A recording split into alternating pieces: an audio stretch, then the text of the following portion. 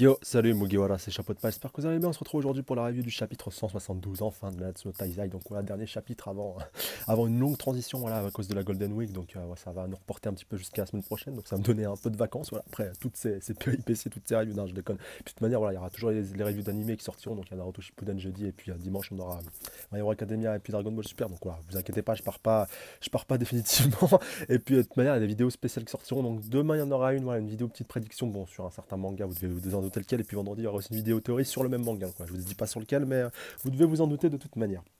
Et donc voilà, petite review pour l'occasion. Oui, encore une fois, ne vous inquiétez pas, je reviendrai au review standard pour Natsu Taizai, c'est sûr et certain, c'est pas comme pour One Piece où il y a peu de chances que ça arrive, à part si on stagne un petit peu, comme ça peut être le cas de Dressrosa, où là je pense que je reviendrai sur des reviews normales, mais là vraiment sur Natsu, on est sur une pente ascendante et j'ai envie de voir jusqu'où il peut aller. Et puis voilà, comme j'ai dit, je veux pas faire beaucoup de reviews, je pense, d'ici la fin de semaine, enfin, voilà, déjà qu'il n'y en aura pas beaucoup, vu qu'il n'y a pas de chapitre, je pensais que c'était plus sympa de la faire en live. En tout cas, laissez-moi dans les commentaires par rapport à ça, si ça vous dérange que je fasse trop de reviews live pour Natsu Taizai, ou que vous préférez tout simplement des reviews live pour ce manga-là.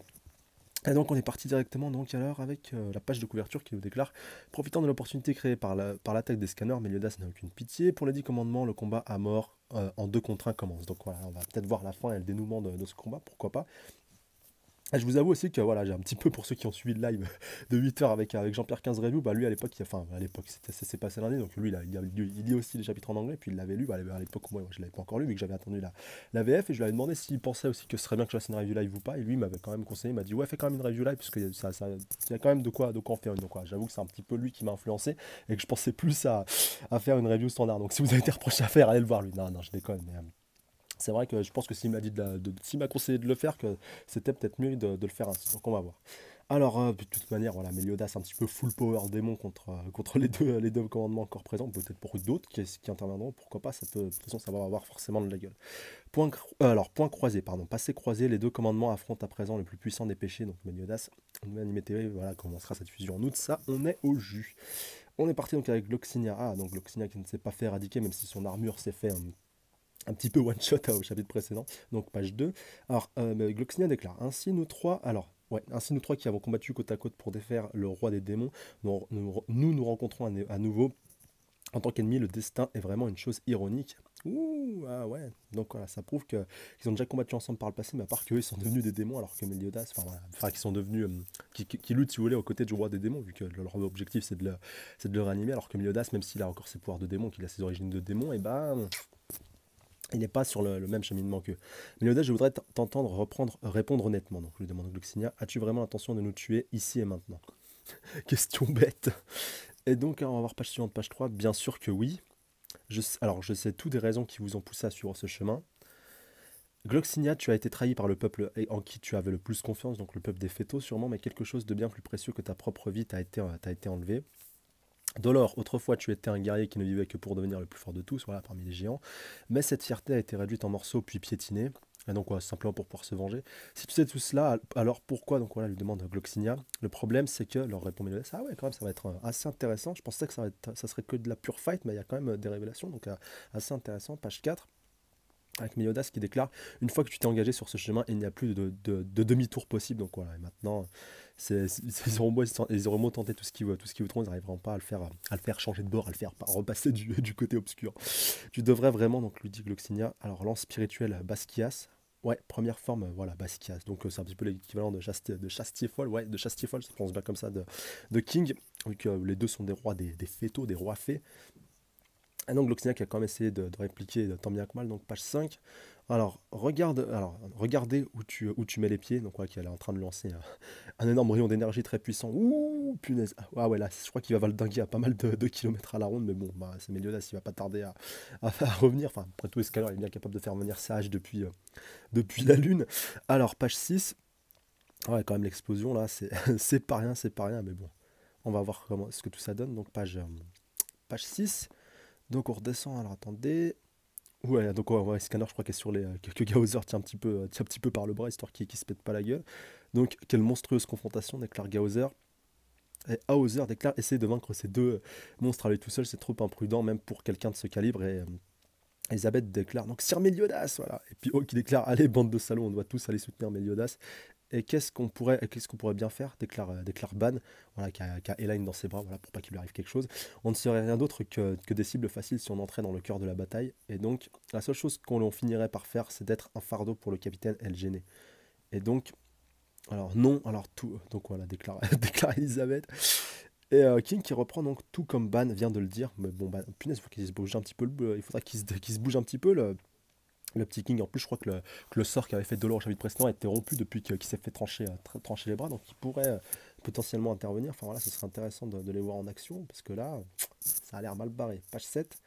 On voit donc Gloxinia encore plus remonté que d'habitude, qui déclare: Les 10 commandements ont un pouvoir qui dépasse de loin celui de n'importe quel autre ennemi que nous avons affronté jusqu'à présent. Ah non, ça, pardon, ça doit être King qui dit ça. Pour être vraiment honnête, à l'instant présent, le seul qui a une chance de remporter est Meliodas. Nous devons lui faire confiance. Et donc, quand bien même être bloqué ici ne nous aide pas non plus, n'est-ce pas? Donc voilà, lui demande Giltender. Et à Hauser, donc voilà, cette fichue 11. Ah ouais, je crois qu'ils sont encore enfermés à l'intérieur du sort de Dolor, même s'ils craignent plus rien, du moins pour l'instant. Donc l'endroit tout entier pourrait s'écrouler si nous essayons de nous échapper. Malgré ça, comment diable allons-nous sortir d'ici? Donc voilà, ouais, c'est vraiment clarifié par Hauser. Et page suivante, donc page 8. Donc on voit le fameux Gilfrost qui serait peut-être la réincarnation de Zaratras. Pourquoi pas, qui déclare: Vous pouvez me laisser m'en occuper. D'ici, je peux nous téléporter jusqu'à un lieu en sécurité. Ah bah ça va, c'était pratique comme mec, toi. Et donc, on voit Matrona et puis aussi Diane, voilà, qui sont aussi dans ce bloc, dans cet amas un petit peu cet amas de pierre aussi enfermés, voilà, malgré leur taille. Et donc, Diane qui déclare: Gilfrost, c'est ça, peux-tu vraiment transporter autant de personnes en une seule fois? Donc, c'est trop serré. Et donc, Matrona, alors non, pardon, Matrona, c'est Gilfrost qui déclare: Eh bien, ça ne coûte rien d'essayer. Bah ouais, t'as rien à perdre. Et Matrola qui lui dit: Ne sois pas stupide, je dois rester ici, on ne peut pas se retirer maintenant. Non, on doit s'échapper. Voilà, lui dit, la contredit un petit peu Diane. Et donc, même pour Zol et Dera, donc voilà, pour ses enfants, petit rappel qui sont malades, et puis elle attendait. Enfin voilà, elle espérait remporter le tournoi pour pouvoir essayer de les soigner. J'ai un plan, s'il te plaît, Matrona. Voilà, lui répond Diane. Donc, dépêchez-vous, c'est parti. Et donc, alors. Matrona, je crois qu'il est un peu en train de faire un saut, un peu un saut de ninjutsu. Enfin, je sais pas, c'est l'impression qu'elle me donne qu'elle fait en serrant les doigts. Donc peut-être que. Ah non, pardon, c'est Gilfrost, autant pour moi. C'est juste, c'était un plan de côté. Ah bah, non, me dites pas qu'il manipule du ninjutsu, ce serait un peu bizarre. Non, je retire ce que j'ai dit, ça doit être un peu. Mais ouais, une technique de téléportation, là. Nindo, téléportation et tout. Enfin, ouais, ça pourrait avoir de la gueule, faut voir. Page 9. Donc on voit Gloxinia donc avec sa lance Basquias, donc lance spirituelle Basquias, 7ème forme rose de lune. Donc voilà, elle est en train de lui faire prendre la forme d'une très très grosse rose. Ah ouais, c'est peut-être ce qui faisait écho au chapitre précédent. On avait vu donc sur une petite case, donc je teste à peu près vers la fin du chapitre, je peux pas vous redire la page de mémoire. On a vu qu'il y avait une petite rose donc, qui était apparue la page d'après, donc c'était peut-être un rapport avec Gloxinia justement qui lui a permis donc de se régénérer ou de revenir in extremis. Enfin, faut voir. Donc, tiens bon, laisse-moi juste te soigner. Ah voilà, donc oui, sa rose de soin, bien entendu. Donc voilà, goutte de la vie, et puis voilà, de l'or qui va revenir un peu en full power. Et donc, alors attendez, ça bouge un petit peu à l'horizon. Alors, est-ce que c'est Meliodas qui est en train de revenir vraiment comme une tornade? Ouais, si, ouais, c'est Meliodas. Donc alors, laisse-nous juste deux ou trois autres secondes. Ouais, je crois que c'est Gloxinia, ouais, qui déclare ça à Meliodas. Enfin voilà, on voit quelqu'un qui est en train de foncer vraiment tête baissée. Et donc alors, Jumanju, ah punaise, j'ai failli dire Jumanji, donc page 10, avec punaise, tout un bloc de pierre qui est en train de se faire arracher. Ah non, je crois bien que c'est un sort donc de punaise. Voilà, bois de vigne ensorcelé, ouais, c'est certainement un sort de Gloxinia, voilà, qu'elle a balancé histoire de bloquer l'arrivée, voilà, la tête baissée vraiment super rapide de Meliodas. Donc voilà, pour un peu amortir l'impact, et donc voilà, il le tranche sans trop de difficulté pour arriver droit sur eux. Désolé, mais je ne vais pas attendre. Voilà, et Meliodas qui est vraiment qui est vraiment très très très remonté. Et donc page 11, voilà, ouais, il est vraiment en train de. Ah ouais, il est carrément passé au travers, voilà, un peu à la One Punch Man avec le premier point en avant. Enfin voilà, il a vraiment littéralement transpercé tous les colosses, tous les titans de bois, si je peux les qualifier ainsi, tous les golems de bois que Gloxinia est en train de dresser sur sa route. Et là, ah ouais, non, me dites pas qu'il va passer au travers de Gloxinia. Enfin là, il est en train de l'atteindre, donc peut-être. Eh oui! Ouh là là là là! Page 12. Donc Gloxinia quand même qui prend, qui prend pas mal cher. Voilà, ouais, c'est limite fort. Là, ça aurait été un peu abusé qui lui passe littéralement au travers. Donc adieu camarade, voilà, le dit Meliodas. Et donc, Dolor, voilà, qui, est un petit peu, qui s'est fait régénérer précédemment par Gloxinia. Donc voilà, il a récupéré ses 4 bras. Donc giga écrasement. Et donc voilà, petite note donc, en kanji écrit comme oblitération. Donc voilà, il va peut-être essayer de le compacter avec ses quatre bras, mais il va encore se les faire couper comme dit Sauciflard. Je le sens gros comme une maison. Ouh, alors attendez, punaise, mince. Page 13. Non, me dites pas, c'est quoi? C'est des météorites qui sont en train un petit peu de pleuvoir. Enfin, voilà. Ah non, punaise. Autant pour moi. Ah ouais, ok, d'accord. Il a projeté Meliodas dans les airs, et puis Dolor, il en a profité avec toute sa paire de bras qu'il a pour lui envoyer des énormes rochers un petit peu en pleine poire. Donc au lieu que ce soit des météorites qui tombent sur la Terre, c'est tout simplement des gros morceaux de pierre qui leur balancent, enfin voilà, qui lui balancent et qui montent un petit peu dans l'air. Enfin, voilà, un petit peu l'opposé des météores. Et donc voilà, Meliodas, le pauvre qui prend quand même pas mal cher. Et donc voilà, Dolor qui continue un petit peu de l'enchaîner, voilà, en kanji, voilà, montagne tombante. Et donc là, voilà, giga chute, il va faire retomber donc tous ces amas de pierre qu'il a un peu bloqués en haut. Et il va essayer, donc pourquoi pas, de tous les faire compacter, voilà, venir directement en direction de Meliodas pour le déchiqueter, en fait, littéralement. Et donc, page 14, ouais, ah ouais, là, ouais, franchement, super panorama de loin. On voit donc la bataille au loin. Et donc, attendez, est-ce qu'on va retourner Ah non, voilà, j'ai cru qu'on était. Alors de loin, on voit une sorte de bâtisse, peut-être un château qui a l'air d'être en reconstruction. Assez surprenant, peut-être que quelqu'un qui voit la bataille de loin, enfin voilà, je vois pas de silhouette qui a l'air de se distinguer du noir. Peut-être que c'est depuis Camelot et que c'est Zeldris qui est en train de regarder ça, pourquoi pas, c'est pas impossible, enfin faudrait voir. Ou peut-être tout simplement le château du roi Baltra aussi, c'est possible. Ah voilà, bon bah, ah ok, Elisabeth qui nous clarifie tout ça. Donc ouais, c'est le château de Lyonesse. Et donc waouh, pas mal du tout. Souffle. Ah d'accord, c'est là qu'ils ont été téléportés. D'accord, autant pour moi, c'est bon. Je me disais aussi, parce que voilà, je les ai vus sur la page en bas, je me suis dit, oh mais ils sont passés où? Et donc oui, ils sont réussi à se téléporter, mais bon, ils se sont téléportés un petit peu loin. Mais je crois pas qu'il y ait tout le monde, on va voir ça. Page 15. Donc impossible, ça ne peut pas être. Donc voilà, Hauser qui est un petit peu est en train de réaliser. Il y a Hauser qui porte scanner sur son dos, il y a King aussi. Et Elaine aussi, si je dis pas de bêtises. Les ondes de choc du combat se réverbèrent de Weizel jusqu'ici, donc ouais, c'est quand même, c'est quand même assez abusé. Et donc Guilfrost qui déclare les 10 commandements n'aurait jamais dû être autorisé à se réveiller. Comparer leur arrivée à un cataclysme serait un euphémisme. Et donc on voit Hendrickson qui se pose un petit peu, un petit peu songeur, parce que ouais, il est un petit peu, il est un petit peu responsable de tout ça. Et puis j'aime bien, il y a Gréamor qui est en train de le regarder. Non pas, alors par rapport à Sœur Meliodas, enfin la Sire Meliodas, rajoute à Elisabeth. Et donc c'est exactement ce qui me terrifiait le plus. Donc on voit une petite boule. Est-ce que ce serait Merlin? Ah non, à moins que ce soit Gilfrost qui tient cette. Ah oui, oui, c'est Gilfrost, autant pour moi. Enfin voilà, j'ai vu une boule de cristal, j'ai direct pensé à Merlin, mais voilà, c'est vrai que Gilfrost doit très certainement avoir des pouvoirs de magicien, enfin voilà, ou quelque chose qui correspond un petit peu, enfin magicien, ninjutsu, enfin voilà, téléportation et tout, enfin possible.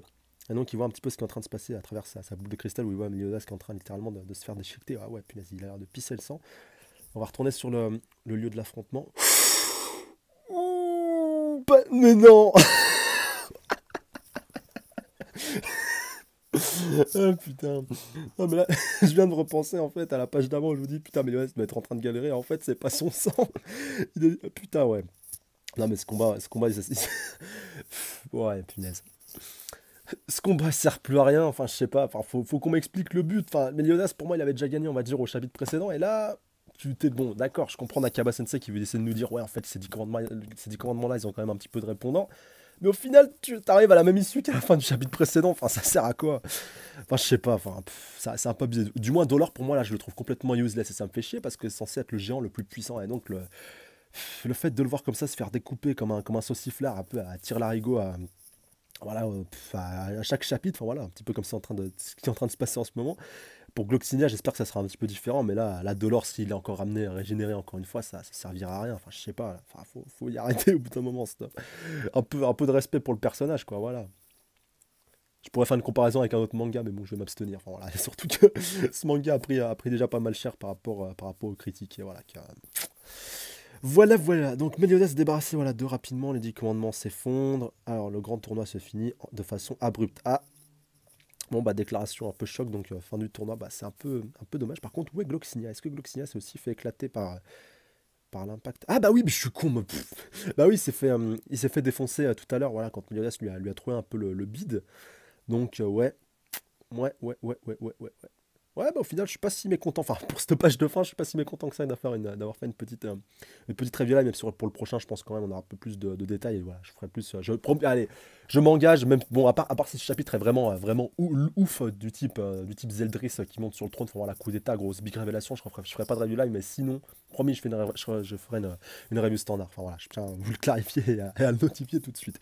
Même si, voilà, c'est une petite promesse, on va dire à 90%, j'espère pouvoir la tenir. Donc, à suivre dans le chapitre 173. Les ténèbres arrivent, voilà. Bah, punaise, avec un chapitre comme ça, comment tu veux? Ah, punaise, ah, ça fait chier. Ça fait chier, ça fait chier. Bon, bah alors au moins, si on est parti sur une bonne série de review live, hein, avec s'il y a d'autres commandements qui se pointent,